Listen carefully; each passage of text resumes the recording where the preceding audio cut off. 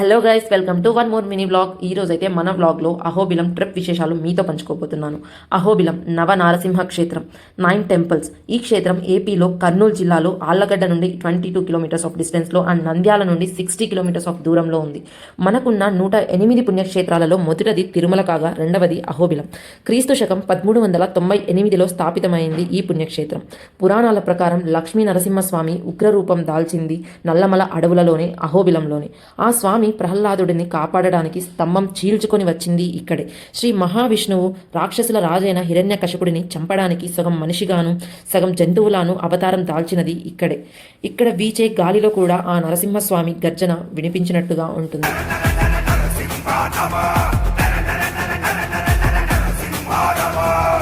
గొప్ప పుణ్యక్షేత్రం గురించి తెలుసుకోవడానికి ఒక్క షార్ట్ వీడియో అయితే సరిపోదు. So will continue next video. So until then stay tune to our channel Siri and Ram vlogs.